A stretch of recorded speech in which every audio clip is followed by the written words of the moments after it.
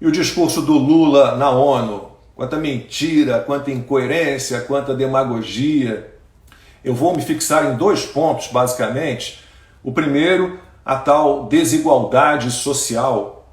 O Lula e a sua turma continuam falando que é preciso combater a desigualdade social, como se alguém fosse rico porque o outro é pobre, como se alguém fosse pobre porque o outro é rico. Historinha, de novo, historinha. O discurso do Lula lembrou muito aquele papinho de DCE, de diretório acadêmico, né, de grêmio estudantil. O mundo dividido entre ricos e pobres, entre opressores e oprimidos. É muita cara de pau.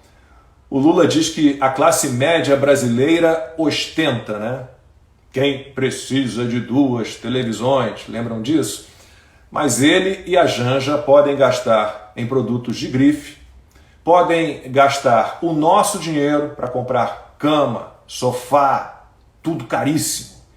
O Lula quer diminuir a desigualdade social, torrando mais de 7 milhões de reais para ir a Nova York com uma comitiva enorme, se hospedando em hotel de luxo. Mais de 7 milhões de reais para falar 20 minutos na Assembleia Geral da ONU. O Lula se vende como o pai dos pobres, mas vive como um bilionário. Vamos lá. O que é preciso é combater a pobreza. Desigualdade social sempre houve e sempre haverá. Sempre haverá. O que a gente precisa é eliminar a pobreza, a extrema pobreza, e isso tem sido feito. Da década de 1960 até o surgimento da Covid, a taxa de pobreza mundial caiu de 40% para 8%. Aí, com a Covid, subiu para algo em torno de 11%, mas vai voltar a cair. E aí eu pergunto, como isso se dá? É pelo dirigismo estatal que o Lula defende? Não. É com a atuação do Estado tutor, enorme, inchado, que o Lula defende? Não. É com liberalismo, liberdade econômica, livre comércio, bom ambiente de negócios. É o capitalismo verdadeiro, com regras claras, concorrência leal, que tira as pessoas da pobreza.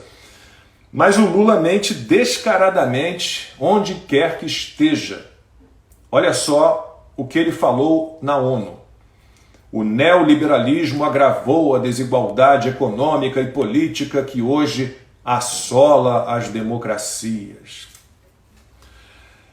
Isso, obviamente, pode ser rebatido com uma pesquisa das mais básicas na internet. Deem uma olhadinha na lista de países com maior IDH, Índice de Desenvolvimento Humano. Quais são as nações que aparecem no topo do ranking? Suíça, Noruega, Islândia, Hong Kong, Austrália, Dinamarca, Suécia, Irlanda, Alemanha, Holanda. A China está na posição de número 79, Cuba 83, Vietnã 115, Laos 140, Coreia do Norte nem aparece na lista de 191 países, mas com o IDH que tem, estaria ali na posição de número 146.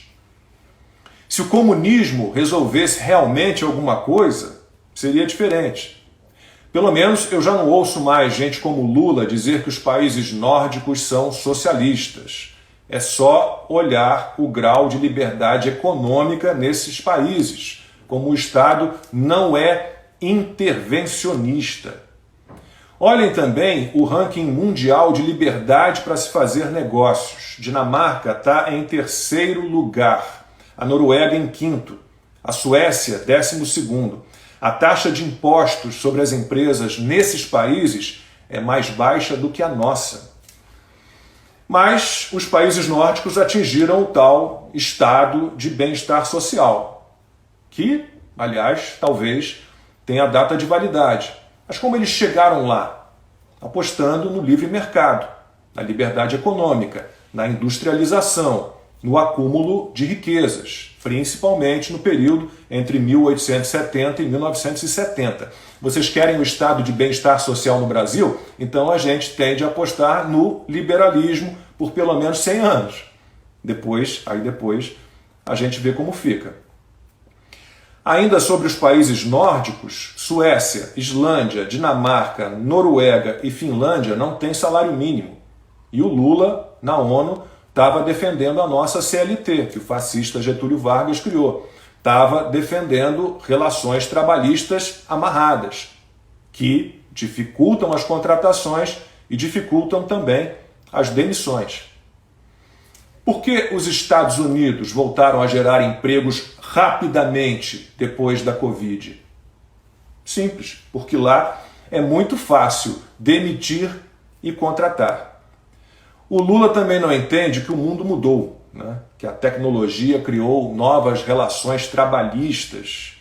Por ele, essa história, por exemplo, de obrigar o Uber a contratar todos os motoristas, assinar a carteira de todos os motoristas do aplicativo, tem de avançar. Aliás, eu vou usar esse gancho, a tecnologia, para passar ao segundo ponto do discurso do Lula na ONU, sobre o qual eu quero falar. O petista finge que não sabe que praticamente todas as inovações tecnológicas que trazem a possibilidade de diminuir a poluição vieram de nações liberais. Os países comunistas e socialistas não contribuíram com quase nada, só atrapalharam e continuam atrapalhando. Comunismo e liberdade não se dão. E um país sem liberdade é um país sem criatividade, sem inovação. Alguém viu o Lula, aliás, criticar a China, né, que ele adora, mas é o maior poluidor do mundo? Eu não estou dizendo aqui que o ser humano não deva poluir menos, que não tenha capacidade para isso.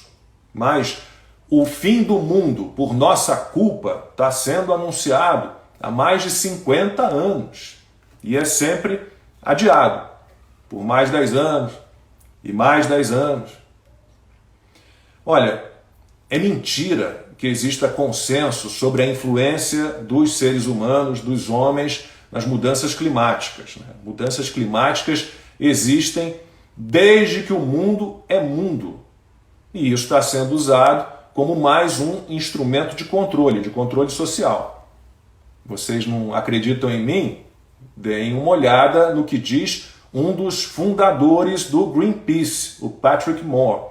Deem uma olhada no que diz a Judith Curry, que fez parte do escritório da ONU sobre mudanças climáticas. Centenas de cientistas deixaram esse escritório da ONU. E por quê? Porque não aceitam a imposição da ideia de que o ser humano está destruindo o clima na Terra, está destruindo o planeta. Porque não aceitam o fim do debate, o fim da ciência, no fim das contas. Porque não aceitam o terror, a imposição do medo, do pânico, os discursos alarmistas, as frases de efeito, tipo Greta Thunberg. Se o Lula estivesse mesmo preocupado com o meio ambiente, não teria tentado derrubar o marco do saneamento básico. Lembram?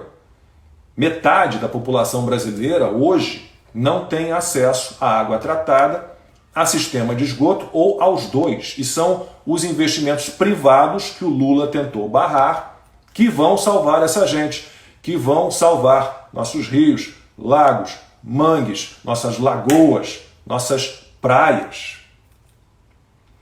Desmatamentos e queimadas no Cerrado, na Amazônia. Pelo que o Lula falou na ONU, esse problema já foi reduzido à metade desde que ele assumiu. Então tá. O Lula quer que o mundo acredite que ele é a solução de todos os problemas. Claro que ele não é, né? Muito pelo contrário. E ele tem essa disfarçatez de enxergar problemas apenas nos outros, nos seus adversários, em todos os lugares do planeta, menos nos países alinhados a ele.